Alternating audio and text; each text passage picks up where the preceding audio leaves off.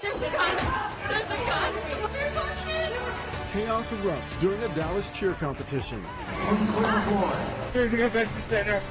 We're getting reports about the gunshots outside the building. No shots were fired, but families rushed the doors and emergency exits of the convention center after a wave of panic spreads throughout two arenas after a fight, and chaos followed. People screaming, run, get out. And we just gathered, we covered our girls and made sure everything was okay, gathered our stuff, and headed to the closest emergency exit. Dallas police rushed to the scene as some families are separated in the confusion, creating even more anxiety. It's just been very chaotic. I was trampled, and I'm fine, but everybody on our team is located and we're safe and sound now. You're watching NBC5 News at 6. Thank you for joining us at 6. The NCAA National Cheerleading Competition in Dallas has been canceled for today following that incident earlier. Several people reported shots fired, but Dallas police say there was no active shooter. This was a fight between parents that got out of hand. This is all happening at the Kay Bailey Hutchison Convention Center. NBC5 has live team coverage as families rushed from the building and were reunited at nearby locations. We're going to begin with our Allie Spillier. Allie? Vince, we now know this all started as a fight between two people, according to Dallas police. They say that it was some poles knocked over during that scuffle that led to the loud noises that people swore to me sounded like gunshots. Even those who didn't hear any of that say all of the mayhem was very traumatic, and like we hear time and time again in these situations, something they never thought they'd experience. Oh, there's an active shooter, active shooter, active shooter. At the Dallas Convention Center, active shooter, active shooter, active shooter. Fear and chaos coursed through downtown Dallas as cheerleaders, parents, and coaches ran for their lives. The arena was full of people, and everybody just started getting up and running.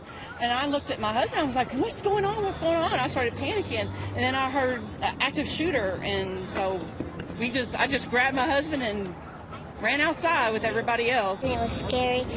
Everybody from my team just started running all over the place, started getting scared, crying. The interruption came mid-performance during the second day of the National Cheerleaders Association All-Star Championship. The doors started flooding with people, and they're like screaming like there's a live shooter and stuff like that. Some of the 58,000 in attendance say they were told to clear the building. Others ducked for cover after they said they heard loud pops they believed to be gunshots. Dallas police now say no shots were fired.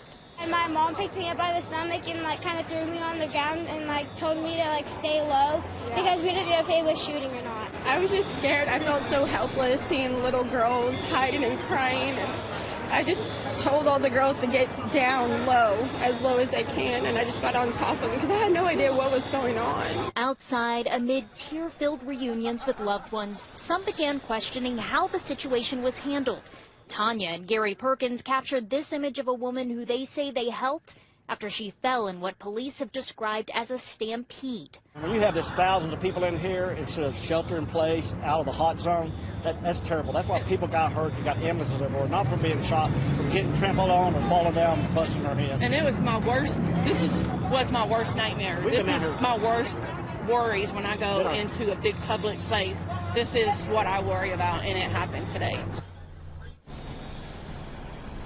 And you can see all of these athletes and families here gathered behind us. We're told they're going to be able to go in to get their belongings at 7 p.m. We also just learned that the competition is set to resume tomorrow, though some of the athletes and coaches that I spoke with today said they're still trying to decide if they're going to be able to get past everything they experienced today to come back.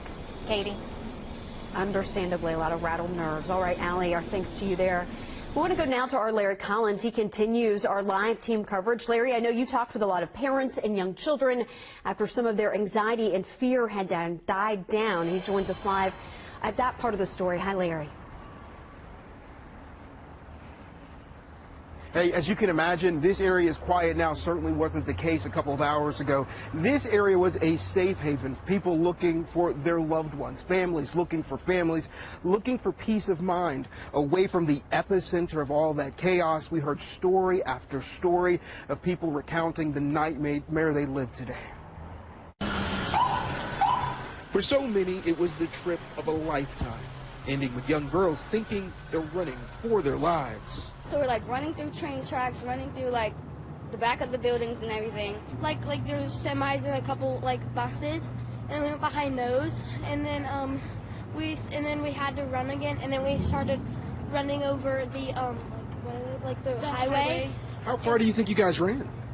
Like a half of a mile, maybe. Yeah. Children and parents together again. This is the calm after the chaos. Separated in a stampede. Phones left behind or lost. Families looking for families. And as soon as I took one step out of the building, everyone just started running. It was terrifying. I was scared. I was in tears. Young girls learning grown-up lessons on what matters most in life.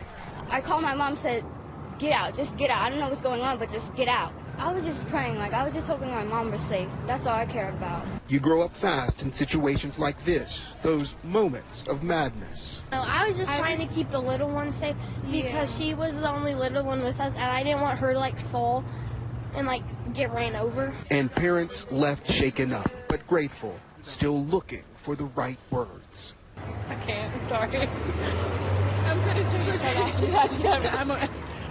There's no explaining it. Understandable emotions, though, yeah. Right? Mm-hmm. You just want your kids to be safe. You want everyone to be safe.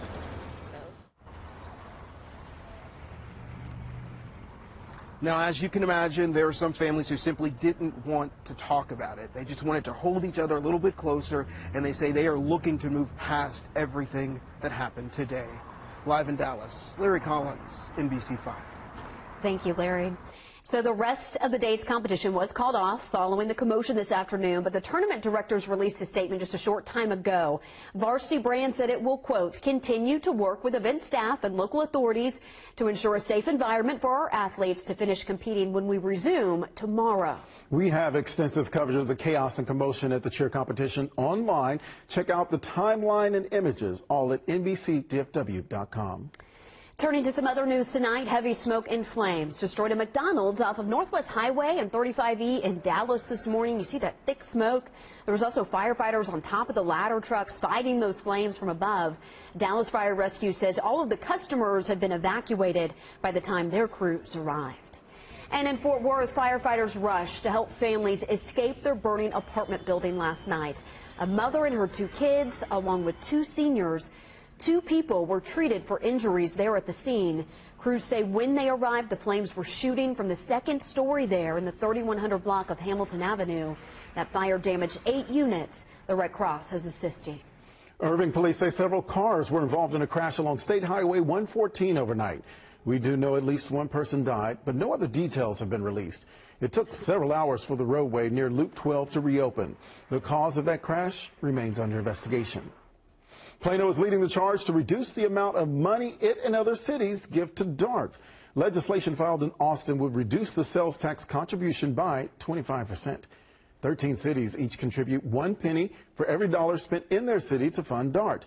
2 Republicans from Collin County both filed bills that would lower the contributions to 3/4 of a penny. Plano's mayor says the city is contributing more than it's getting in return. We can't afford to continue to be a part of DART at the full penny and getting the service that we're getting. It just is not going to work. The 25% discount doesn't affect DART's ability to perform. I know a lot of people rely on it, so I don't think it's the best idea. DART says less funding would be devastating, equaling 1,000 job cuts along with reduced reliability and service. Well, a triple win in the city of Hearst as an old abandoned donut shop gets some new life. Soon to be serving up coffee, but in the meantime serving valuable lessons to students in HEB-ISD. NBC5's Wayne Carter is in the classroom to show us how high schoolers are helping with real-world job experiences to better their community. Abandoned long ago, the city didn't know what to do with this old donut shop. No one wanted to buy it and spend the money to fix it up, and the city couldn't afford a job like that. Or could they?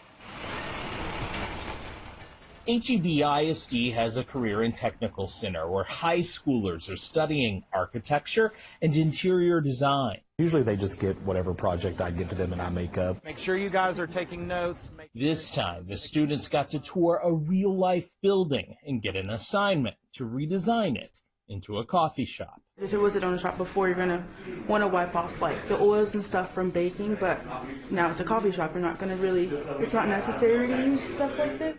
$55 at a donut shop. The kids have gone back and forth from coffee shop to classroom, trying to figure out how to make this work. We have a couple of architects in each group and a couple of interior designers in each group so that they collaborate like they would in the real world. I've been interested in drawing since very little. My dad's a graphic designer, so we've always drawn together. And, you know, I like to build stuff with my hands. These students are studying everything from the mechanics of load-bearing walls to the beauty of designing a gorgeous and functional space, all while still in high school. We can't move the outer walls, so we had to stay within the space. So we were just stuck with a small space with some bad exterior walls. But we made do what we could, and our first thought was we must use the outside space. Maybe just add a door inside the restroom there. The students will present their final ideas to the city, who will choose the winning team and hire construction workers to make the students' plan come to life, transforming this eyesore into something spectacular. It changes the whole mindset into like, wow, this is actually going to become a thing, you know? Totally. It doesn't stop there. It won't just be any coffee shop, but one operated by the special needs students in HEB.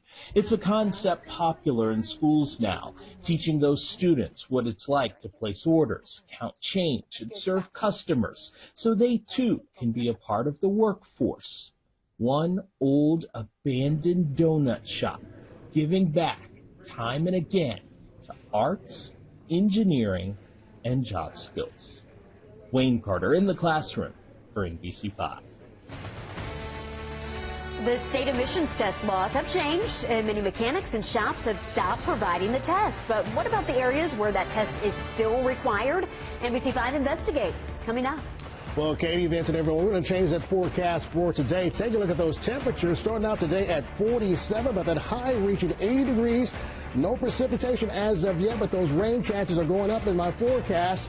We'll take a look after the break. You're watching NBC5 News at 6.